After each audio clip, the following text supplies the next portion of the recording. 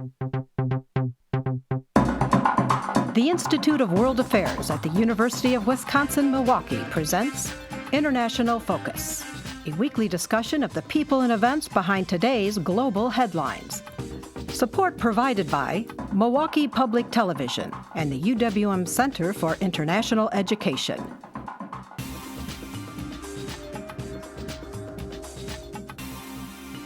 Now here's your host, Doug Savage. Welcome to International Focus. With its long coastline and proximity to North Africa, Italy has become a natural target for refugees attempting to reach European shores. Climbing death tolls off the Sicilian coast, including the high-profile sinking of an overloaded migrant ship off the island of Lampedusa in October of 2013, prompted the Italian government to mount a rescue effort dubbed Mare Nostrum, or Our Sea, the ancient Roman name for the Mediterranean. Extremely costly and politically unpopular, the operation was suspended after 1 year after funds requested from other EU states by the Italian government did not materialize. The situation illustrated challenges frontline states like Italy face in the current refugee crisis and the struggle within the EU to find a fair and effective response. Our guest today has been offering a unique artistic take on the crisis. Alessandro Renda is an actor and instructor at Teatro, Albe, one of Italy's most acclaimed theater companies. He performs the lead role in Marco Martinelli's Rumore di Acqua, or Noise in the Water. The play is based on true stories of migrant tragedies. A local production featuring Mr. Renda was recently mounted in Milwaukee by Theater Gigante. Alessandro Renda, benvenuto a International Focus. Grazie. Thank you. Well, I wonder if you could just talk a little bit about how this play first came to be written. Yes, this play was created in 2010 when me and Marco Martinelli, my director, the director and founder of Teatro, delle Albe, we were in Sicily, precisely in Mazara del Vallo. Mazara del Vallo is a city little and the nearest to the African coast. There we thought about this show because in that period we read a lot of newspapers and all the news about these deaths in the middle of the sea were only numbers, only numbers. 20 deaths in a boat, 10 disappears, numbers, like a sort of an anesthetic news. And we wanted to create something to tell about these numbers, about these biographies, about these faces, about these children, girls, women, men. And we thought about a show in which all these stories can speak to our like European, so to our responsibility. And we started to ask it to many people who take this type of travel. And after these interviews, Marco Martinelli started to write a poem. So not only a story in which we tell about these stories, but we created a sort of imaginary island and a phantomatic general, the only person who lives in this imaginary island. This was this reason to create an imaginary scenery. It was because we wanted to create a political text in which we want to create something nightmarish. So the text, this poem, is a grotesque poem in which the audience can laugh, can smile, because this character is a strange character.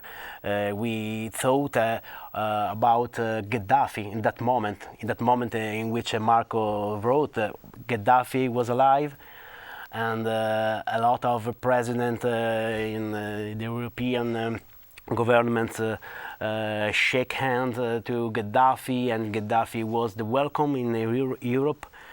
And Gaddafi was for us a sort of symbol because he was a dictator, but he was also a grotesque character in this system. So the character in this poem is very similar to Gaddafi. He's a general, and he has to count numbers. And who are this number? This number are deads or are spirits, because in the text, in the show, you can't understand if these numbers are deads or spirits in a hell. So it speaks to just what you were referencing earlier, that the lives that are being lost are reduced to just numbers. Yeah. Yeah. And who did you see as your audience initially when you were writing this? This show is created in 2010, and for 5 years we went everywhere in Italy, from Lampedusa. Lampedusa is an important island for all these arguments, because Lampedusa is a sort of door of Europe, and we played in Lampedusa until Milano, Roma, and every cities in Italy, and not only, because this show went to France, Germany, Belgium, and United States 2 years ago in New York and in Chicago, because all these issues are global issues.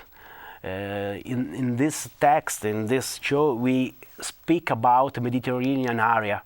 So the people who comes from Africa to Europe, but you can translate this argument, and you can think other worlds in the world. So from Mexico to USA, from Indonesia to Australia. These arguments are global, and the audience are big. And what was the response to the message of the play? Yes, in this shows there is a very strange final, because people sometimes cries, but during the show sometimes can smile, because I told you that the poem is a grotesque poem. This general is very strong, but he is also stupid, and is a strange voice, and this create a strange atmosphere, because the audience understand that the sharks in the sea they are the sharks in the sea, because with our silence we are guilty with the silence. So this is a big issue. From 1988 we think that 20,000 people died dead in the sea. So it's a sort of big Holocaust. And only in these last years people understand how is big this problem.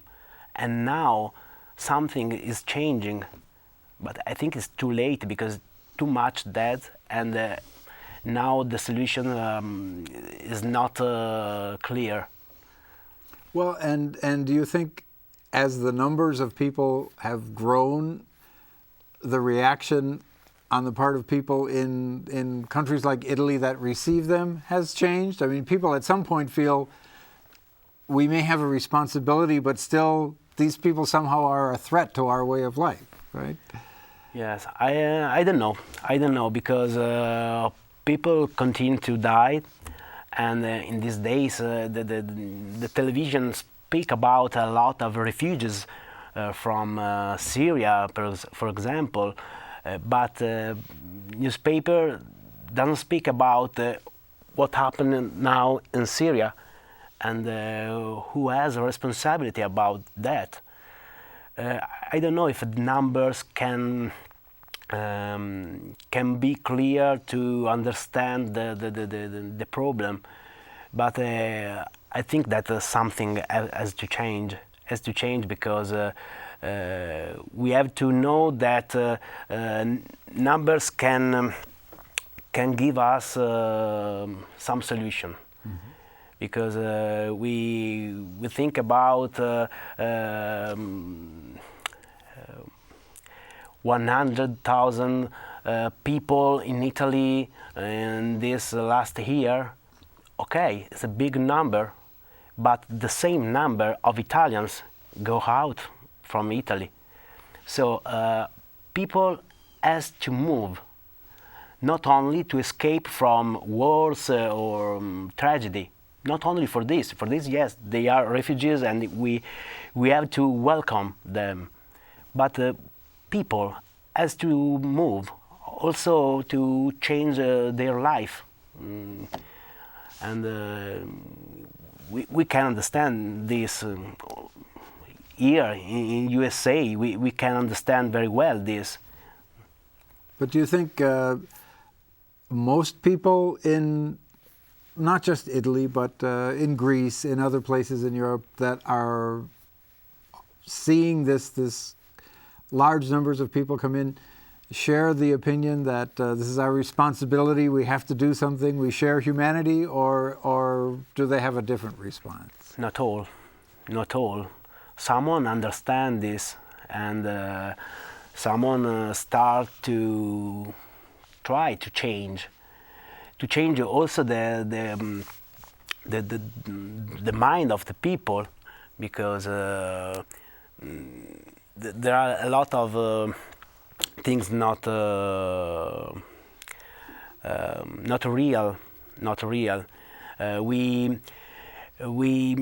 We think about immigration in Europe. I speak about Europe. We think about immigration every emergency. It's an emergency. But on the immigration issues, you can understand how our system works. We can understand this. We can understand if Europe is ready for a real democracy. So immigration is a good test for us, a very good test, and we hope to try solutions for this. Well, I'd like to talk a little bit about sort of the wider picture of how all of this affects Europe as a whole, but first we're going to take a short break. We'll be back with more. The Institute of World Affairs presents our community with a range of public programs relating to global issues, U.S. foreign policy, and the world economy. For more information about the Institute of World Affairs, call 414-229-3220 or visit our website at www.iwa.uwm.edu.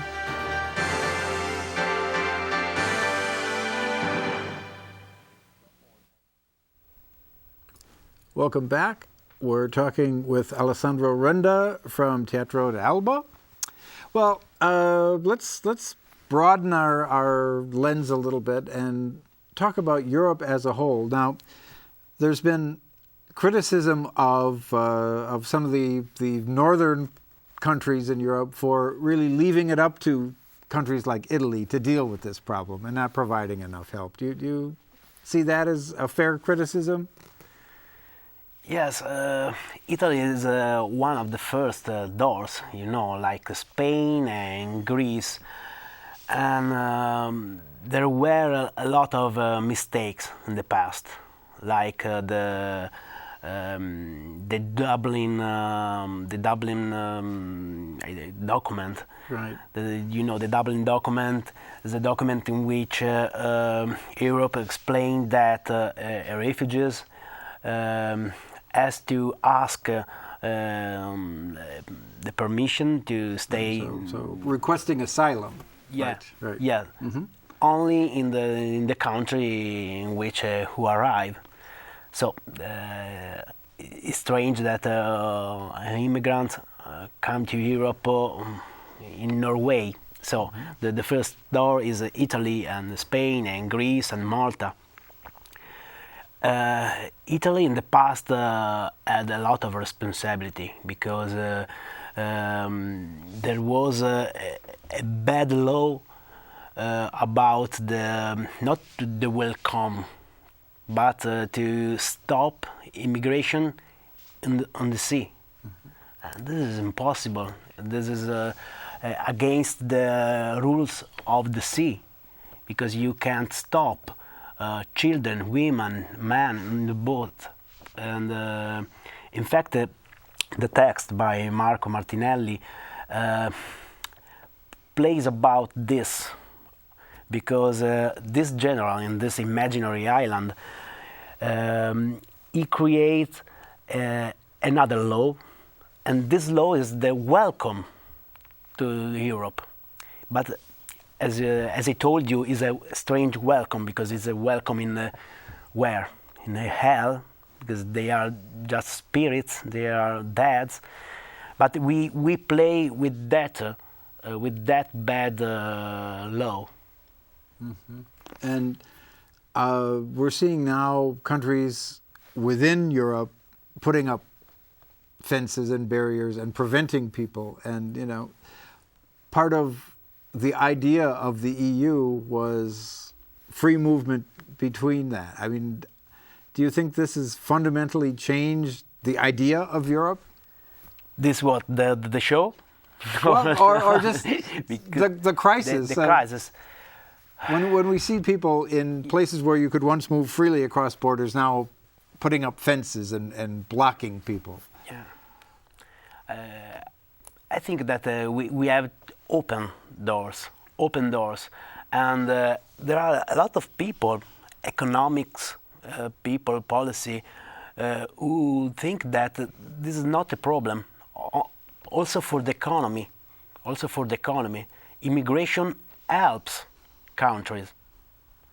So there are a lot of false news about these issues, and we can think that countries are free and open for everybody who wants to come, and this is the story of the humanity. Not only in this period or in Africa, in Europe, this is the history of the humanity. So, talk a little bit about what you think the play can accomplish. I mean, what is the role of theater and the arts in social change? Yes, theater in this period, in this century, is not the theater in 2000 years ago in Greece. In the ancient theater was in the middle of the life of the people. So in that period, theater talked to everybody. Now theater is a little noble between television, between cinema, between other media most big. So theater can change something, because theater can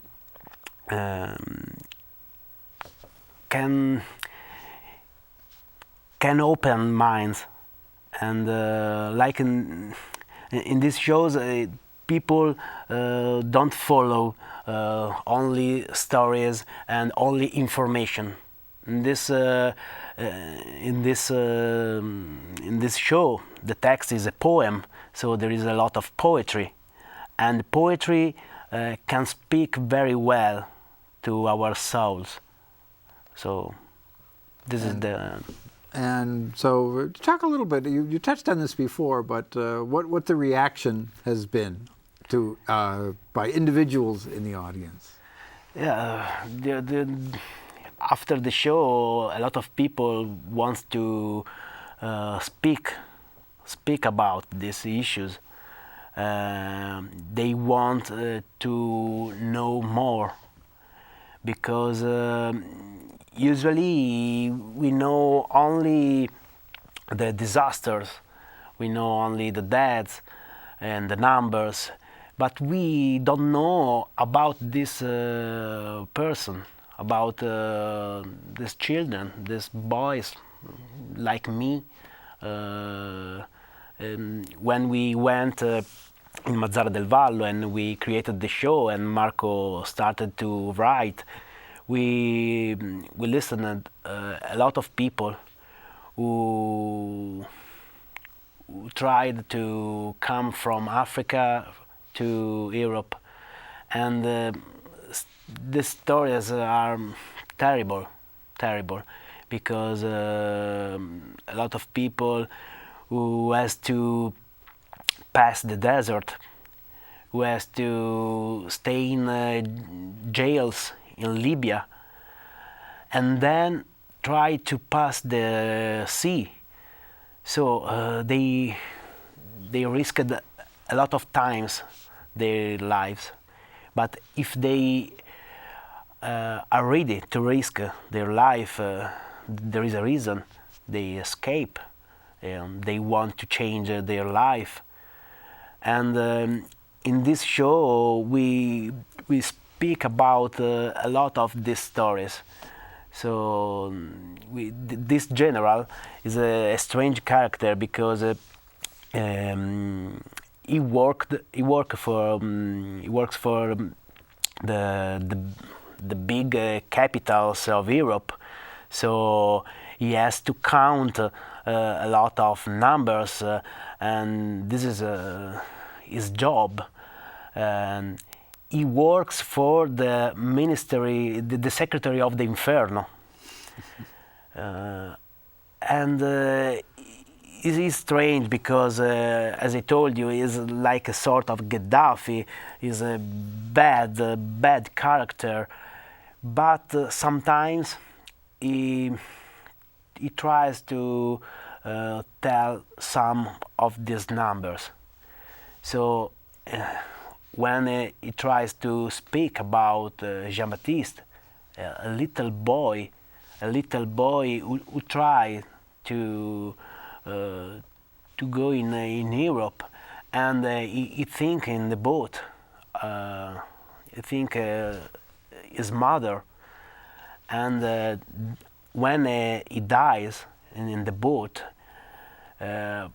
people can understand that this is a normal story between a mother and a son, and you can understand very well the moment. Right, so it humanizes those numbers. Yeah. So what was the reaction on the part of the people who you talked to when you told them what the project was and why you were interviewing them?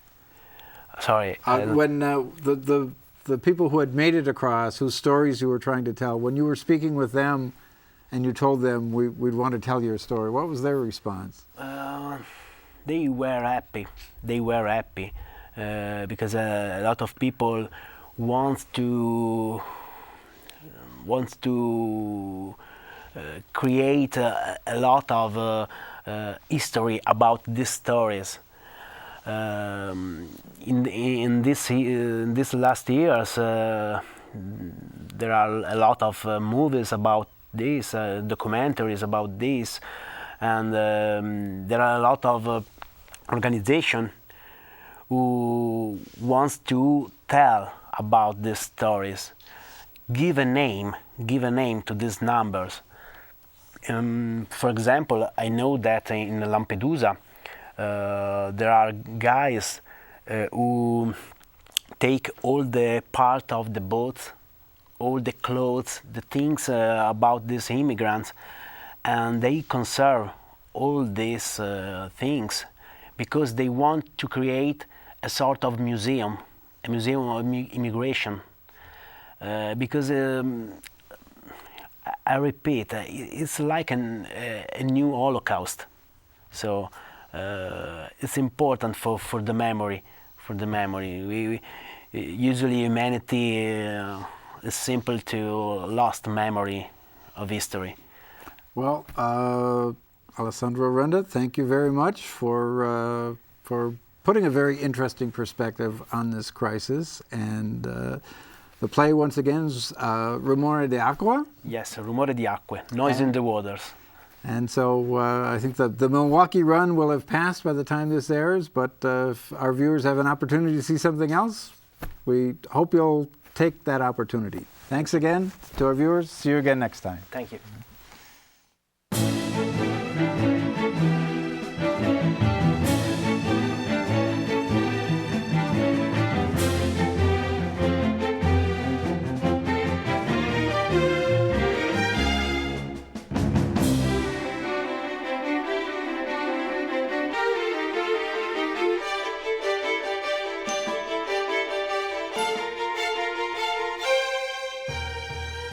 For information about the Institute of World Affairs and its many programs, or to become a member of the Institute, call 414-229-3220 or visit us at our website,